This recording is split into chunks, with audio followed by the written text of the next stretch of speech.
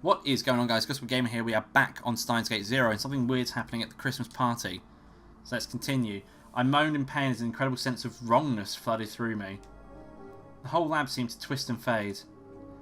And the happy party I'd been experiencing warped and waved like a mirage. This couldn't be. No. Somewhere far away I heard something that sounded like a violent crash. I was just barely able to move my eyes in the direction it came from, and I saw Fubuki falling to the floor as she knocked over a table. Kaede and Faris ran over to her, calling her name. But it all looked so blurred, like I was watching a movie underwater, and everything was moving so slow. Their voices were getting further and further away.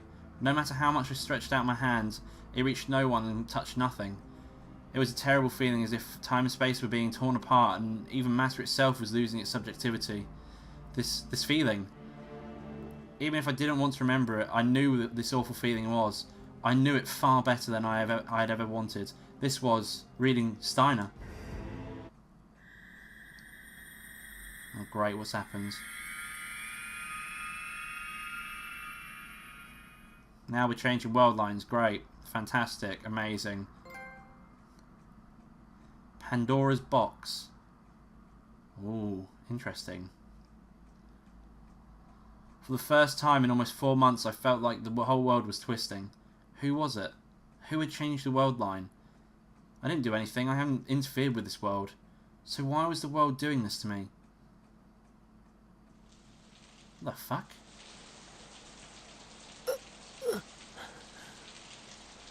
I opened my eyes. Things had already taken on different colours. The world kept wavering until once again it became fixed to a single point in time. I wasn't looking at a warm, cheerful party in the lab anymore. I was outside. It was raining. The rain was falling on my face and dropped so large that it hurt. It was a midwinter rain. It was freezing cold and I could feel it sapping the strength away from my body. My view stopped twisting. I was staring at the broad back of a man I didn't know.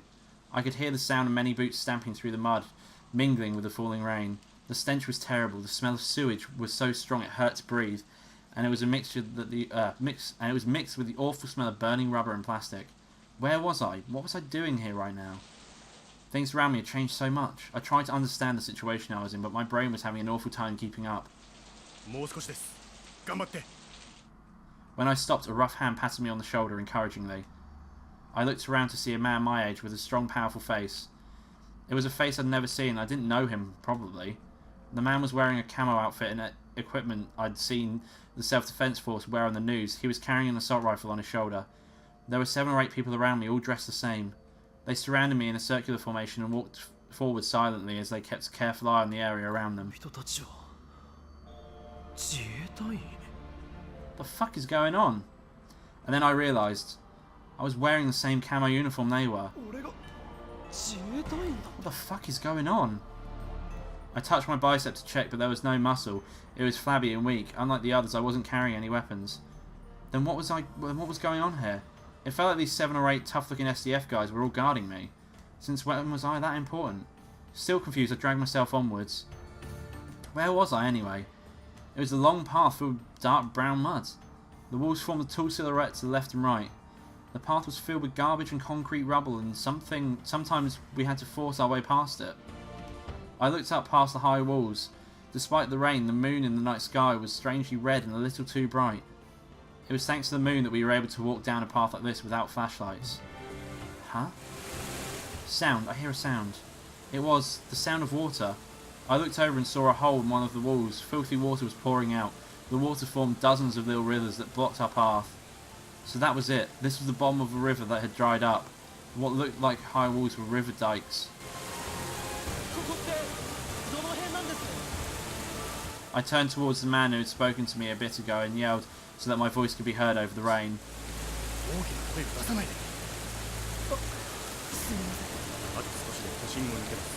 What the fuck is going on?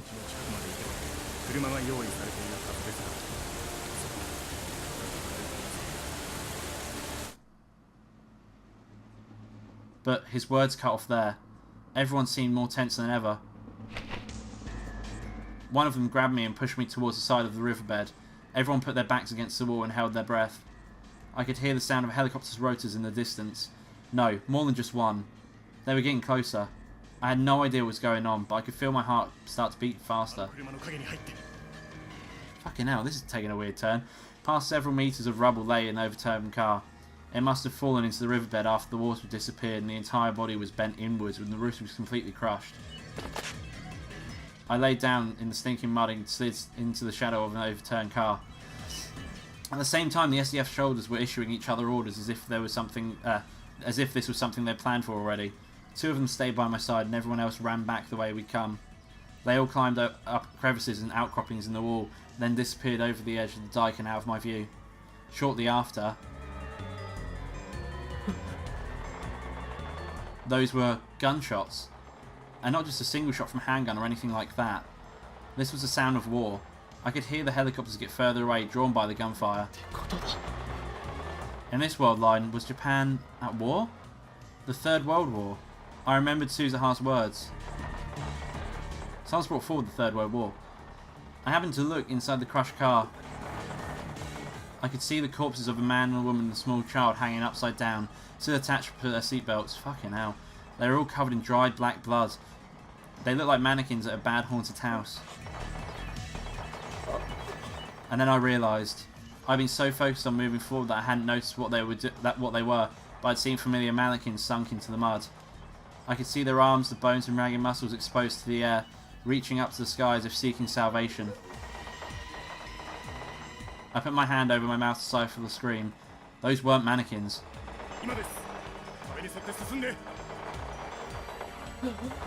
Fucking hell, this is taking a really dark turn, like really quickly. I mean, I knew something was going to happen at the Christmas party, but the fuck? He pulled me up. My knees were shaking from the shock and exhaustion.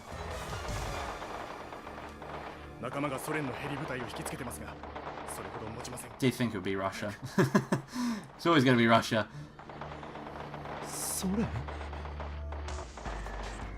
My mind was dulled from the terror, but it seemed like there was something off about what he just said.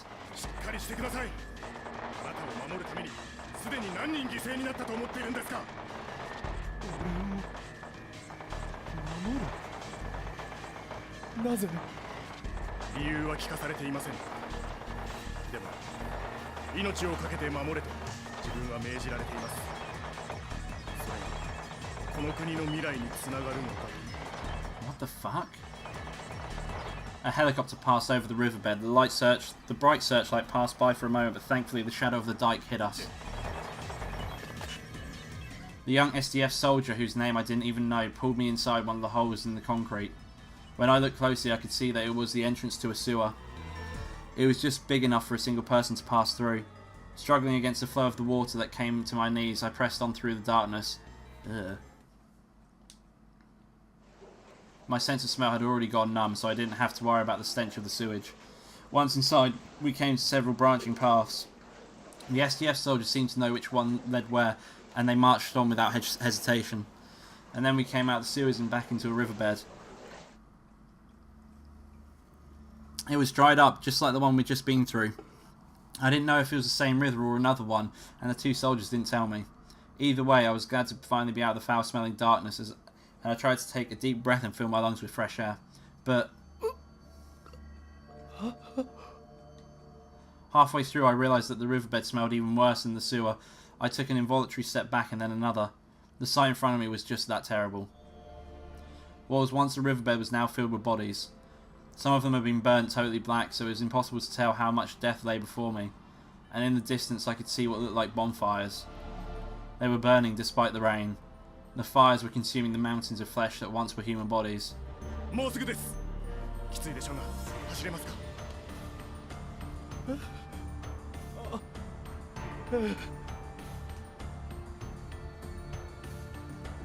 Jesus Christ. The SDF soldier spoke to me, and then I came back to my senses.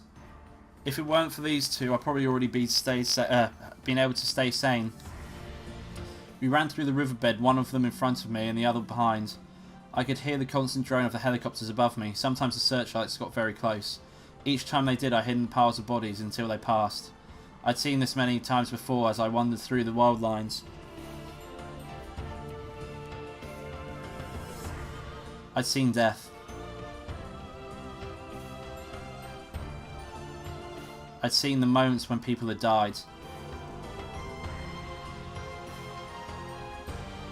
But at the same time, I'd never experienced what happened to a dead person after they were left out for a long time. More than fear, more than sorrow, the thing that hit me was first the smell of death. The rotting stench ate away at my body, not my soul. My whole body was rejecting it. It made me feel sick. Thinking that way meant trampling on the dignity of the dead, but I couldn't help it.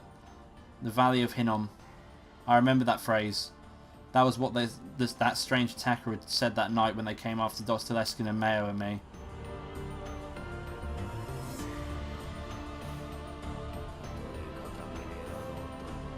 It is better for you to enter life with one eye than to have two eyes and be thrown into the Valley of Hinnom. That valley was the origin of the world's Gehenna, meaning hell. It was said that the flames burned there every night, scorching the heavens themselves. Those who died merciless deaths with anger or misery in their hearts were flung into the flames, their souls becoming black smoke that rained hatred down on the land. What I stared at now was Gehenna. Fucking hell. The two soldiers led me to a half-collapsed subway tunnel. The lights were all off because there was no electricity, but there were 3 armoured cars in camo colours with their headlights on to illuminate the way. There were four-wheel drive off-road vehicles covered in thick chunks of armour, but I didn't see any real weapons. Saitama?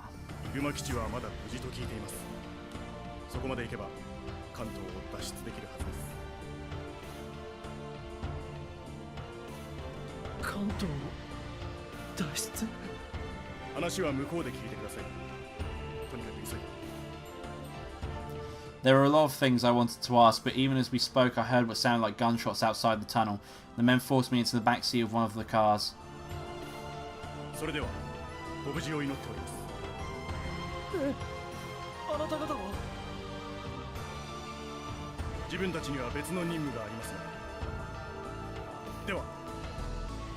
The two soldiers who had brought me here saluted and then turned around and left the station. I felt like I was never going to see them again. The door of the armoured car slammed shut with a heavy thud. The car's crew were SDF soldiers. FDS. Free sofas. Just a little older than me. DFS, that's the right one, sorry. God. The diesel engine kicked to life and the car raced down a tunnel that had originally been designed for trains.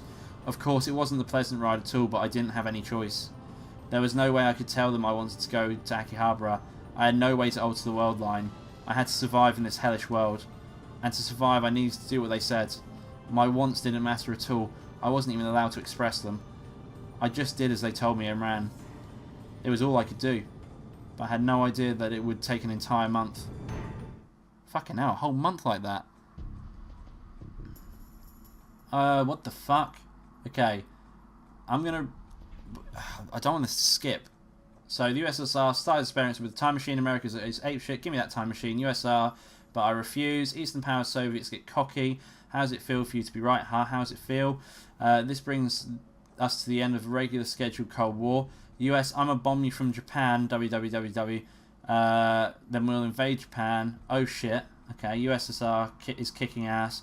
Hokkaido and any Japan are screwed. Northeast Japan are screwed. Are they coming to Central Japan now? People of Nagoya, get the fuck out. Amateurs who know nothing about strategy need to shut the fuck up. The SCF may look like they're retreating, but they've actually got defense lines at Mount Fuji, and they're about to start a counterattack. Oh, okay, every time we press X it scrolls down. The Mount Fuji line, whatever. Who the hell is dumb enough to believe Japanese Imperial High Command? We better not start hearing calls for kamikaze pilots theme. Fucking hell. Shut up, noob. Idiots like you are the real threat to Japan. Wait, what the hell happened to the collective right of self-defense? America's only interested in protecting Okinawa. So what the hell is SDF doing getting sent off to Siberia? How are they supposed to protect the country? You protect it, Chicken Hawk. You want to fight, go volunteer. Fucking hate people like that. They say they aren't getting enough recruits. Are they going to start conscription soon, you think? What's the point of conscripting a bunch of fat otaku? They just get in the way. War these days requires professional soldiers. Says the fat otaku who doesn't want to go to war. That's fair enough. There are barely any professional soldiers left in Japan. Our masters in America sent them all around the globe and then stuck them there. You guys will probably be getting your conscription notices soon. Good luck. I'm a chick, so I don't care. Jesus Christ, people. In other words, if we get sex change, we don't have to go, right? The real enemies of Japan are his own citizens' heart, asshole. So seriously, are we going to get split up like Germany? It's likely. They say as a provisional government forming in Okinawa. They're all set to abandon East Japan and go just have America protect the West. Those incompetents in the government might honestly do it. Is this really time to bash a politician? Traitor shill, whatever. Strategically, America Strategically, America can't let go of Okinawa, and Japan wants to keep some kind of government. That means making a provisional government in Okinawa is the best option. You bashed the hell of Okinawa up until now, and now you're telling me this. Shut up, traitor. So if I'm a traitor, what are you? You're commenting on @Chan right now. That means you've fled the country or ran on to Okinawa. Is this today so you don't get to talk thread? Got new tips? Okay. W. That is a good point. What does that W mean? Oh, wrong one. Tips? What's W? Show a version of the Japanese word. Okay, that makes sense. The reason it took a month to get Okinawa was that we were losing the war. Supposedly, the plan had been to ferry me by plane to Okinawa once I'd arrived at Irumi base. But the constant bombing had slowed us down, so they gave up on the plane and decided I would escape to Kyushu by ground. There was more than one attack by Soviet spies and assault teams. Some of the FDS soldiers protecting me had died. But when I got to Sasebo, I was able to get on a maritime SDF escort ship and managed to escape to Okinawa. Why were they doing all this for me? No matter how many times I asked, no one would answer. Okinawa in winter was covered in thick clouds. Come to think of it, I hadn't seen a real break in the clouds for a whole month. I was thinking about that when I was loaded into a van with dark tinted windows that had come to pick me up from the port. Inside the car was not only the driver but a middle-aged man sitting in the front passenger seat. He was very short, perhaps only around 150 centimeters tall, but he had the air of a military veteran, and even though he was fully dressed, I could tell he was extremely muscular. Okabe Rintaro kun da na. Watashi wa Boei Shou Chuo Jouhou Hozen Tai no Shimoyama to iu. Kore kara kukou ni yorimichi shite, karena no Okinawa Boei Kyoku e mukau. Nagatabi de tsukarete iru tokoro monshiwake nai ga, mou shibaraku gaman shite kure. Right. Oh, he had the exact same reaction of me. Right, okay. Oh, fucking hell. I heard that Tokyo had been destroyed. Fucking hell. That's horrible. A major function of the Japanese governments were now headquartered in the Okinawa Defense Bureau to allow for better cooperation with the American forces stationed nearby. That's what Shimoyama explained to me. In other words, the place I was heading to was the core of Japan's defences. Once I arrived, I would understand why I was so important and that all these soldiers were willing to die to protect me. Maybe. Hopefully. The car stopped in front of Naha Airport for a while, and then I saw a surprising pair get aboard. Dr. Leskinen and Maho? I know, Yuki and fucking... Okay. It's Fubuki.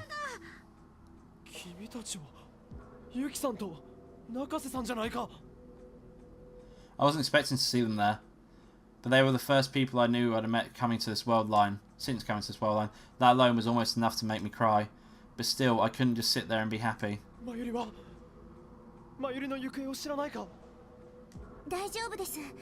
She's fine. Okay, good. Yuki nodded as if trying to make me feel better.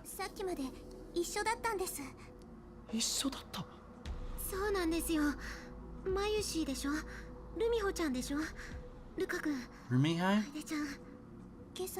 Rumiho? Who the fuck's Rumiho? I don't know who Rumiho is. Don't know who Rumiho is.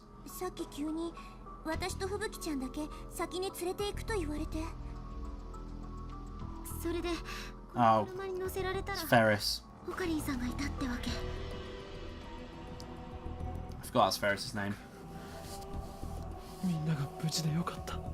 Well, where's Daru? Since Daru and Suzuha weren't mentioned, I was going to ask about them, but...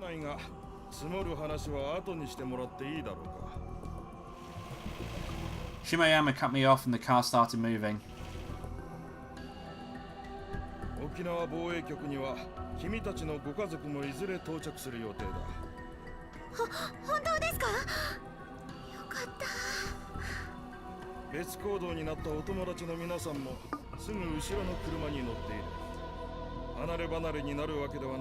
Okay, cool. I took a quick look and saw another identical van a little behind us. So Mayuri and the others were there.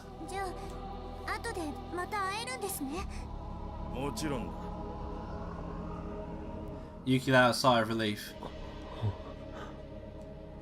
But then I started to wonder about something else. Why were we split into different cars?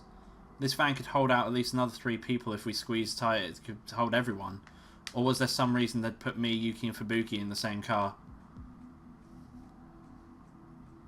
The car drove alongside the Okinawa monorail for a while, and then went south down a wide bypass.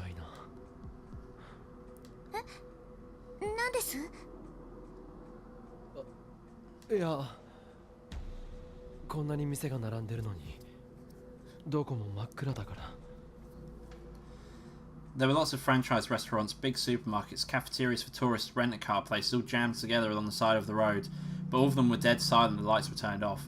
Barely any of the street lights were turned on, and the only cars were Japanese and US military vehicles. I didn't see anyone out walking.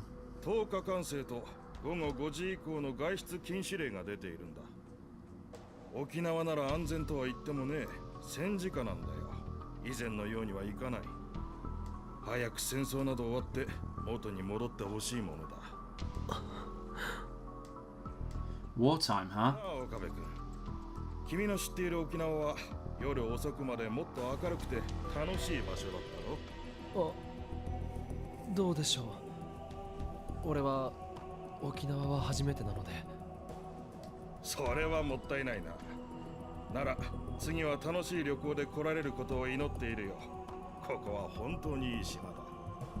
Okay. I'm still not entirely sure what's going on. The car headed up from the bypass over a land bridge and then down another road. We quickly came to a long tunnel.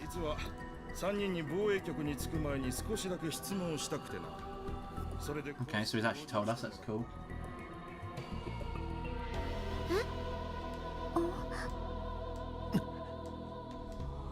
My guess was right. That meant there was something he wanted to ask just the 3 of us. But why us 3? I wasn't particularly close to Yuki or Fubuki. I'd only ever started talking to them a few months ago. And then I shook my head. That was before the world line changed. Maybe things were different in this world line. I had no idea what my relationship was to anyone else in this world line. Since the SDF had been treating me so well, I didn't want to make Shimoyama suspicious. I decided it would be best to leave most of the talking to Yuki and Fubuki.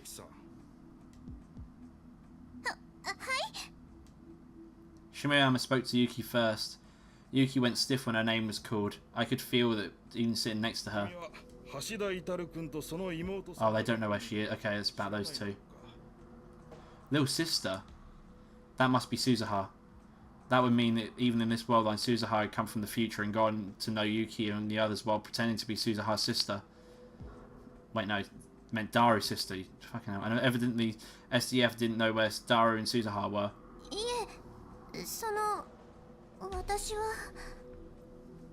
Yuki fell silent and glanced over to me as if expecting help, but I didn't know where they were either. I didn't even have any memories of this world line, so I had no way of answering. But Yuki's attitude bothered me.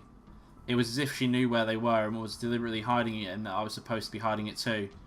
I could figure that out. I'm sure Shimoyama could too. A strange tension filled the car. Yuki was trying to hide it from whom? Shimoyama turned around from the front passenger seat and asked again. Yuki bowed her head in apology. Oh, so they're actually together in this world line. Oh shit, did that... Couldn't have.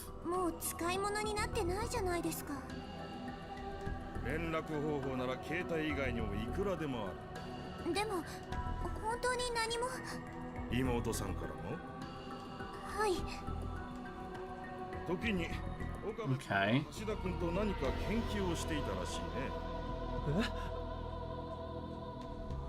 I wasn't sure how to react when the conversation suddenly turned towards me. Researching? Researching what? Uh-oh, if I panic I'll make them suspicious. I would just have to give him the most harmless answers I could.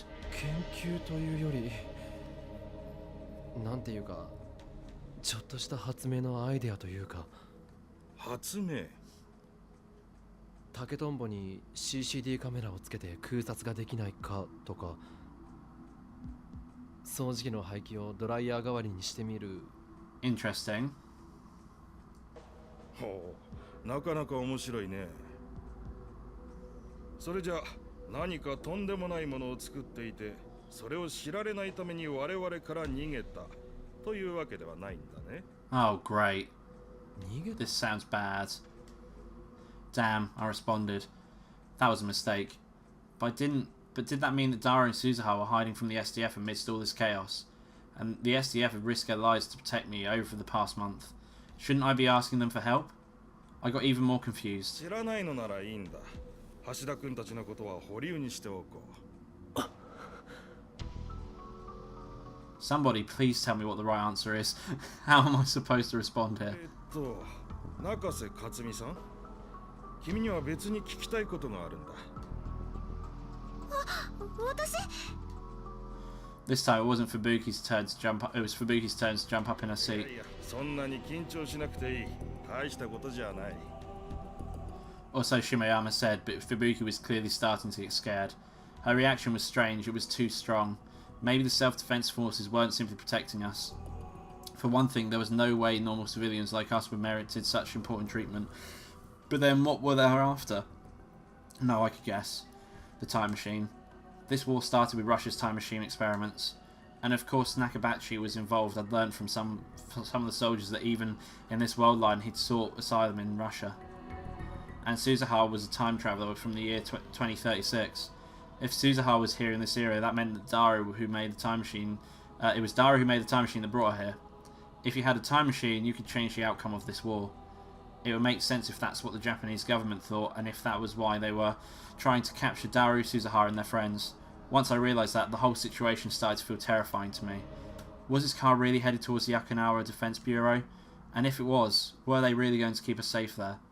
先週、中瀬さんに受けてもらった健康診断なんだが、何か悪いところでも見つかったんですか？ Physical? いや、東京で怪我をした傷も治りかけているし、 From the 体 wounds? 調には問題はない。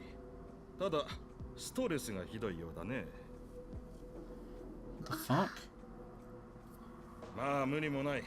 あれだけひどい空襲をくぐり抜けてきたんだ。今やほとんどの民間人に PTSD があると言ってもいい。 Right. ただ君の場合、他の人とは少し違うようだ。 The fuck? リアルな夢を見たりするとか。 Realistic dreams, for example. She got reading Steiner. 白チュームというのかな。現実と夢の区別がつかなくなることもあると聞いた。 Differences between dreams and reality. それが PTSD ってことじゃないんですか？ Fubuki was scared to speak, so Yuki interrupted curtly. It was rare to see Yuki act like this. If nothing else, I'd never seen it before. It was plain now. Yuki didn't trust Shimayama, and in fact, she considered him an enemy. いや、それが実に奇妙な話なんだが。 Shimayama paused a moment for effect and rubbed his chin. 中瀬さんと非常によく似た白チュームを見る人たちがいる。しかも一人や二人じゃない。もちろん程度の差はあるが、国内だけですでに十数名ほど見つかっている。どうやら海外にもいるようだ。まあ、西側諸国の情報しか。 Definitely gotta be like reading Stein. She's definitely gotta like have the same sort of like thing. Fubuki was incredibly frightened, so I spoke in her place. 通信を知っているだろう。 Putin? Is that meant to be Putin? Suddenly Shimiyama turns his gaze towards me and asks me a question. Putin? Hang on, I've got it because Putin sounds like, yeah, Vladimir Putin. Putin? Oh, that's quite funny. I almost said the president of Russia, but managed to stop myself. The Soviet Union still exists in this world line. Putin's title was General Secretary, not President. I'd heard that during the time at Iruma. だが、中瀬さんは興味深いこと Nakase referred to him. She's got reading Steiner, basically. What? すみません。なんか寝ぼけてたんです。それに私、勉強とか全然ダメで。いや、そうじゃ。 That makes sense, yeah. Like, yeah, since earlier she's got reading Steiner as well. Like she mentioned earlier, seeing Mayuri die constantly. Fucking horrible. プーチン大統領とね。They have no memory of this world line. リリチンのことも大統領と呼ぶものばかりだ。そのおかげで研究者たちは President's disease, not a terribly clever name if you ask me. No way. Is he talking about reading Steiner? There was a strong chance that people besides me had that power, even if not as acutely. I never found out for sure, but what Faris had said in the Alpha World line certainly suggested it. So it was certainly possible that Shimiyama's waking dreams were actually the effects of reading Steiner. If they all were aware of the world line shift a month ago, just like me, if Ibuki had the same memories of the other world line that I had, it would make perfect sense that she called Puchin a president. 知らないのかね。世界史の授業でやっただろ。私、高校時代からずっと理系だったもので。常識だと思っていたが、今の若い子は知らないのか。最近の学生がここまで不勉強とはね。岡部君は知っているだろう。ゴリバチョフやレリツィンくらい。ええ、まあ。ベルリンの壁の崩壊や Okay. ストロイカ。はい。それも教科書で。The second after the worlds were out of my mouth, an alarm went off in my mind. Something was wrong. There was something strange about what Shimiyama was saying. And then I realised the East and West were caught up in the middle of a world war. How could the Berlin Wall have fallen? And could Gorbachev really execute perestroika? By the time I realised he tricked me, it was too late. My panic appeared on my face. 君もそうだったのか。そしてそれを恋に隠そうとしたね。やはり情報通りなんだな。君は何か重大なことを知っている。なあ、岡部君、教えてほしいんだが。Shimiyama suddenly laughed. It was a bitter laugh, almost eerily so. レリツィン、君たちが口にするそれは一体誰なんだ。我々はもちろんアメリカのあらゆる情報機関にもそんな人物のデータは存在しないんだ。Doesn't exist? I looked over at Yuki. From the look on her face, I could tell that she really had no idea who they were. ペレストロイカだの、ベルリンの壁崩壊だの、それは本当にあったことなのか。答えてくれ。But I couldn't answer. I was thinking of something completely different. I suddenly realised why the world line might have changed a month ago on Christmas Eve. What if Russia used a time machine that day in an experiment to change the past? The goal of the experiment would have been to stop the collapse of the Soviet Union, and if the result of changing the past was this world line, how foolish! A single change to the past and the butterfly effect makes the entire world so different.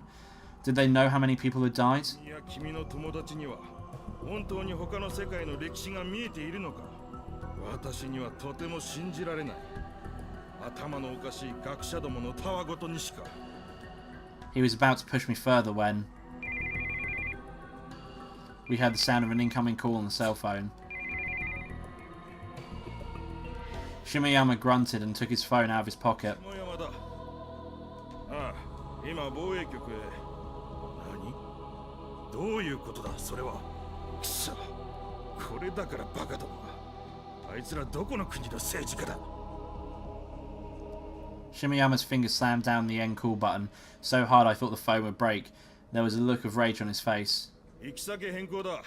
嘉手納基地へ向かえ。第2ゲートだ。His words were filled with irritation as he spoke to the driver. Changing destinations? Who was he just talking to? As I sat there confused, Shimiyama started to call someone else. 下山だ。行き先を変更する。嘉手納基地の第2ゲート前で落ち合う。That was all he said before he hung up. どういうことですか？状況が変わった。これから岡部君は A US military base. Interesting. このまま米軍機でアメリカ行き、なんていう楽しい旅行が待っているかもしれんな。America? せめてファーストクラスを準備するよう要求しておくが、期待はしないでほしい。あいつらは我々の言うことなど、飼い犬の吠え声としか思ってない。なんでアメリカに？ CIA か NSC か知らんが、君の即時引き渡しを求める。Okay. だからなぜ？そんなことはあいつらに直接聞け。 And then he turned back towards the front and fell silent, refusing to answer any of my questions. The car went down the road for a while until we got off at an exit that read South Okinawa. And I'm going to end this episode here. If you like this video, don't forget to leave a like in the section below. And if you want to see more of this, then do subscribe to the channel as I upload every day. Thanks for watching, guys, and I'll see you next time. Bye-bye.